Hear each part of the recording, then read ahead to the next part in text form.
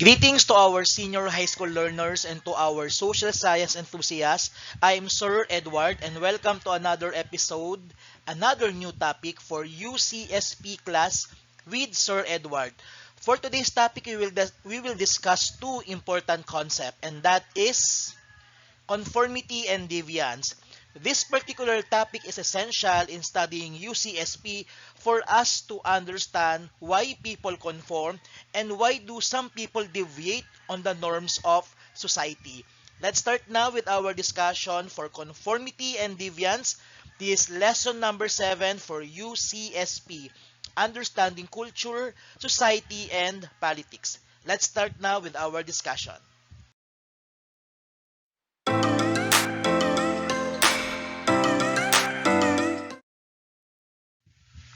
We should all remember that in every society has a particular form of social control. When we say social control, it is a set of means that ensure people behave in expected and approved ways. Social control is implemented in each society for us to observe and to follow norms in our society. As we have mentioned or as what we have discussed on our previous discussion, norms refers to the standard of behavior that we should follow and practice in a particular society. Now, all norms, whether written or not, are supported by sanctions. Sanctions could either be a reward for conformity or it could be a punishment for non-conformity. So say for example, if you violate a particular norms, then you would have a punishment as your sanction. But if you do something or if you have done something commendable on your society, then you would have your reward as your sanction. Conformity is the state of having internalized norms as part of the social expectation. It is important and expected for us to conform to the dictates and norms of our society. As individuals and groups conform to an established norm, the norm then becomes a convention of the society. Let's discuss now the concept of conformity. Conformity is a type of social influence involving a change in belief or behavior to fit in or align their attitudes and behavior with the people they interact or socialize with. It also gives a sense of identity and belongingness that enables a person to feel accepted in a certain group. Now, social conformity can influence changes in an individual's behavior or opinions to be accepted. These changes may be due to pressure from a social group the individual wants to be accepted. Say for example, I am new in my workplace. Say for example, I came from a private school and just recently, 2 years ago, I transferred to the public school system. Therefore, as a newbie on my new workplace, I need to conform to the existing rules, to the existing norms on my new workplace. Just like, say for example, when you're a transferee on your new school, you should need to conform to the norms and values of your new school or of your new environment. Now, there are different situations when people conform. Psychologists have categorized three main types of conformity, and that is compliance, identification, and internalization. So we will discuss later on these three types of conformity. The first type of conformity is what we call as compliance. Compliance means conforming to a rule or fulfilling a desire, demand, proposal, regimen, or coercion. It is the weakest form of conformity. Here, a person usually goes along with the view of the majority, but he or she still privately maintains his or her own point of view. It is considered as the middle level of conformity and is usually a short-term change.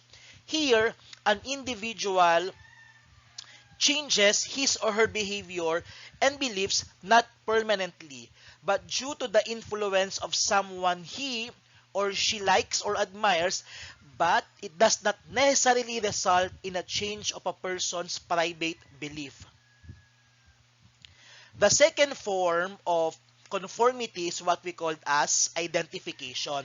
Identification is a process by which an individual aspires to pattern himself or herself after another, but only while he or she is in the presence of the other person. For us to understand more these two types of conformity, for compliance, say for example, you comply to the interests or to the view of the majority. Say for example, on your circle of friends, you would vote for example for Mayor Isko or for Isko Moreno. You would just comply and agree to what they are saying, but deep inside, for example, you still want to vote, for example, for VP Lenny for president. So, for compliance, you get along with the view of the majority, but still, you privately maintains your own point of view. For identification, you comply, you conform to the demands or to the norms of a particular society or group only on the presence of the other person. This is considered as identification. Say for example, you're a new in your school and you want to get along with your new circle of friends. So in order to win their approval, in order to win their friendship, you need to comply and to conform to their preferences or even to their fashion, to their needs, to their likes. So, if you need to identify yourself on that particular group, that's why you need to conform to the needs and to the norms of that particular group or circle of people. And the last form of conformity is what we call as internalization. Internalization is the acceptance and incorporation of the standard or belief of other persons or of the society by the individual. This is considered as the deepest level of conformity. It is usually a long-term change as the person changes his or her public behavior and private beliefs. When the views of the group are adopted, they are taken at a permanent level. Here, an individual becomes a part of a person's way of viewing the world. Say, for example, I have taught in San Sebastian College for 16 years. And because of the length of my stay in San Sebastian College, Recoletos, I was able to internalize the core values, the mission, and vision of that institution. And this is what I'm doing right now since I'm employed in the Department of Education in the public school. I need to internalize the core values, the vision, and the mission, and the mandate of the Department of Education. This internalization thing is considered as the highest form of conformity. You were able to internalize deep within your heart the norms, the values, and aspirations of a particular institution, particular environment, or group of people. So for us to understand more conformity, we have here group of penguins. So this particular group of penguins in this group is considered as an example of conformity. They tend to conform with one another and they don't isolate themselves. However, this particular penguin who tends to distance him or herself on this particular group of penguin, he tends to isolate. This one is considered as a deviant. When you deviate or if you do not conform or follow the expectation of the society, then you are considered as a deviant. From the word deviate, you want to be different from the rest of the group. You want to be different from what is expected of you. So this particular topic, this particular penguin is considered as deviant. So this would be the second part of our topic for today. What is deviance? Deviance is a behavior that violates expected rules and norms. Deviance is non-conformity or a behavior that departs significantly from social expectations. But now remember, what is deviant to one group might not be considered deviant to another. We should be sensitive to the culture of different people. Say for example, for us Christian, it is considered deviant to have more than two relationship. For us Christians, we follow and adhere to a monogamous relationship, meaning one is to one relationship. But for our brothers and sisters in the Muslim community, having a polygamous relationship is considered normal and part of their culture. Therefore, we should not brand them as deviant. Always remember that what is deviant to one group may not be considered deviant to another. This is an example and application of our previous topic, and that is cultural relativism. What may be applicable to you may not be applicable to others. And we should not judge their culture based on the way we measure our own culture. Now, deviance is divided into two types. We have formal and informal. Formal deviance includes actions that violate enacted laws like robbery, theft, graft, rape, and other forms of criminality. In other words, when we say formal deviance, this is a form of violation or deviance wherein you were able to violate law, and therefore you should face a severe punishment for violating such laws. The second one is what we call as the informal deviance. It refers to violation to social norms that are not categorized into law. Like for example, picking one's nose, burping loudly, and spitting on the street among others. You are not necessarily required to you are not necessarily be given a severe punishment for that. But then again, laws different from country to country. Say for example, I have highlighted here spitting on the street. For us in our country, you don't have a severe punishment for spitting on the street. But in other country like Singapore, spitting on the street is considered as a violation of their law. And therefore, when you spit on their street in Singapore, you violate their laws, and therefore an it is considered as a formal deviance.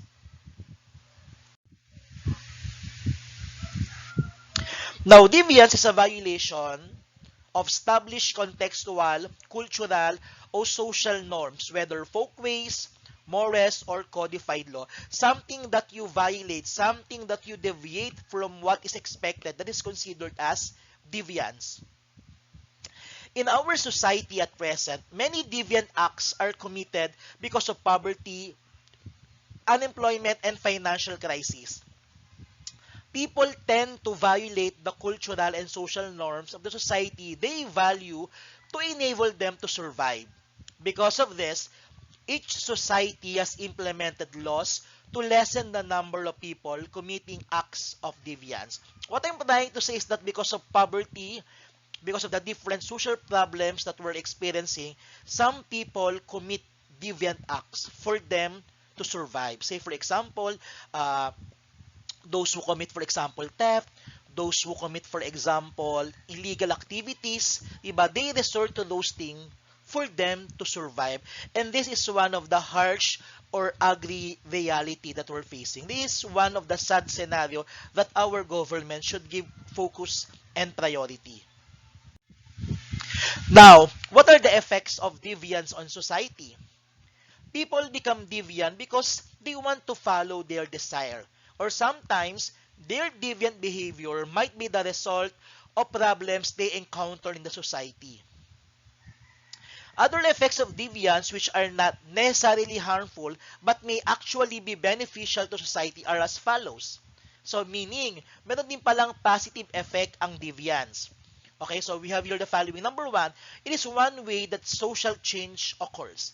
Say for example, if our heroes like Andres Bonifacio, Dr. Jose Rizal did not initiate reforms, revolt, or rebellion during the time of the Spaniards, do you think social change would happen? Do you think we would be able to free ourselves from the control of the Spaniards? Or say, for example, if the people during the 1986 they were not able to uh, fought back the tyranny during the martial law, do you think we would be able to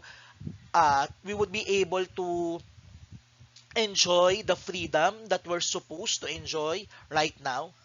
I guess the answer is none, of course. So that's why one of the positive effects of deviance is that it creates social change. If those rebellion didn't happen, then we would not be able to enjoy the fruits of their hard work. We would not be able to enjoy the freedom that we're experiencing right now. It helps people adjust to change. So say for example, no, as with the rise of our LGBT community, people tends to understand, people tend to have a higher level of tolerance for our brothers and sisters in the LGBTQ community. We tend to accept them. We tend to treat them equally.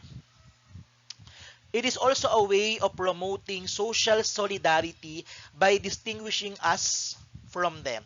Meaning, we would make them as included on our society. We would create a more inclusive society. It also provides a way in which some individuals and groups can introduce their agendas to the rest of the society and elevate their status while doing it. So we have here the different effects of deviance on society. Let's discuss the deviant behavior. What are the examples of deviant behavior? We have sexual intercourse. As we all know, the topic of sex is considered as a taboo, especially when brought out in the public. And detailed discussion, for example, of sexual intercourse is considered as a deviant behavior. When you talk about sexual intercourse, it is talked usually on small group or on a private way or on a private session. You do not divulge your sexual intercourse to a large number of people. Or even the Kama Sutra, they are considered as taboo and therefore deviant. Crime is considered as a deviant behavior. Murder, robbery, homicide, rape, they are considered as a deviant behavior. And for some countries, like for example, for some Muslim countries, homosexuality is considered as a deviant behavior. Here in our country, in the Philippines, we have a high tolerance for our brothers and sisters in the LGBTQ. But for some countries, specifically for Muslim countries, like for example, Saudi Arabia or Indonesia, they do not allow homosexuality and they give severe punishment for homosexual acts. Witchcraft is also considered as a deviant behavior. To understand more why deviance exists, we have here Robert Merton who explained the strain theory. Strain theory is considered as one of the most well-known explanations about deviant behavior. It is developed by famed American sociologist Robert K. Merton. This theory states that social structures may pressure citizens to commit crimes. So as what we have mentioned earlier, because of inequality, because of poverty, because of unemployment, because of poor social justice in our community, some people resort to deviant acts. Some people tend to commit crimes. Now, we have 5 forms of deviance. We have conformity, in which you follow the rules of society. Ritualism, the regular observance or practice of rituals. Letter C, retretism, the complete rejection of norms. Letter D, rebellion. It happens because of frustration on the existing system and promotes change. And letter E, innovation, the use of unadvised or illegal methods to achieve social goals. So, for conformity, the root word here is conform. You just simply obey, comply, and conform to the rules of society. For ritualism, from the word ritual, you just observe your regular ritual. You just observe your everyday routine in life. You resist changes. You are not in favor of anything that is new. You aim for status quo. So, for example of ritualism is staying on a dead-end jobs. Even though you're not that happy on your job, you just continue to stay. When we say retreatism, you retreat. You completely turned away. You completely rejected the norms of society, thus violating the norms, the laws of our society. For example, drug addiction, alcoholism, theft, robbery. Those are example of retreatism as a form of deviance. When we say rebellion, you this happens because of your frustration on the existing system and you want to promote change. Say for example of rebellion is an 1896 revolution or the 1986 people revolution because people want to be free from the Spaniards because people during those time want to end the tyranny or the dictatorship of the Marcos regime. They conducted rebellion that aims to overthrow this government and to build an improved and better government. Innovation here is considered negative because of employing positive means, okay, to achieve your goals, sure, and doing negative ways or negative means to reach your goal. So say for example, here is online cheating. Say for example, you want to have a higher grades, but you resort to online cheating. You resort, for example, on plagiarism. That is not considered as acceptable. This is considered as a deviant act. Remember class, despite the difficulties or hardship because of the pandemic on our online class, we should still observe, practice, and apply academic integrity. We should say no to any forms of cheating. Always remember, honesty is still and will always be the best policy. Let's proceed now with social control. Social control is a mechanism by which the social behavior of people is controlled by rules to maintain order or to re-establish order. So, importante ang social control for us to regulate our behavior. So, we have here three mechanisms of social control. The first one is labeling. Say, for example, when you violate a particular norm, so you would be labeled. So say for example, you're known for example for being unhygienic. You prick for example your nose in front of many people. Then you would be labeled as someone unhygienic or the second stage, 'di ba? You would be the subject of gossip in your community. But for a more severe violation of norms, then you would be subject for punishment based on what is enacted on our written laws like ordinances, executive order, and the likes. So before we end our discussion, let's have first an assessment for what we have learned for this particular topic. Let's start with item number 1. It is a type of social influence involving a change in behavior or a change in belief or behavior to fit in or align their attitudes and behaviors with the people they interact or socialize with. Is it A, agreement, B, consensus, C, conformity, or letter D, deviance?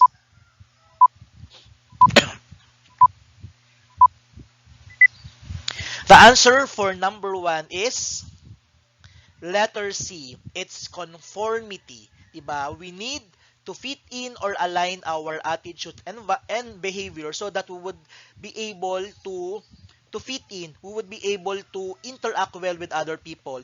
Diba? For us, human person, diba, we need this sense of belongingness to other people. And for us to feel that sense of belongingness, we need to conform to the norms of society. Let's have item number 2. It is a behavior that violates expected rules and norms. Is it A, apathy? Letter B, delinquency? Letter C, folkways? Or letter D, deviance?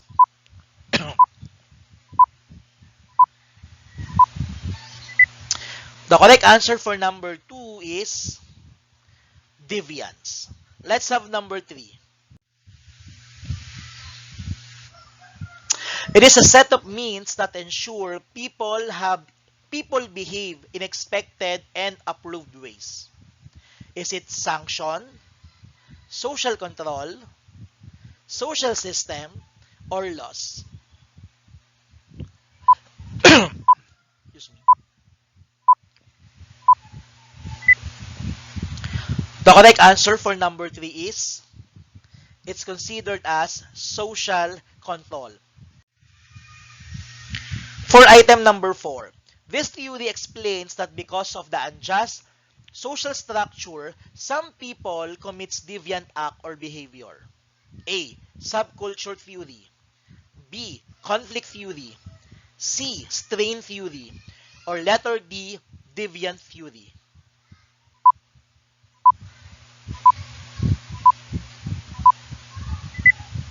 The correct answer for number 4 is Strain Theory by Robert Merton. And for our last item, pressured by his parents to become an honor student, Marco used all means possible, including cheating and bribing his classmates to give him the leakage of exams just to get high grades. This act committed by Marco is an example of which form of deviance? Is it A. Ritualism, B. Rhetoricism, C. Innovation, or letter D. Rebellion?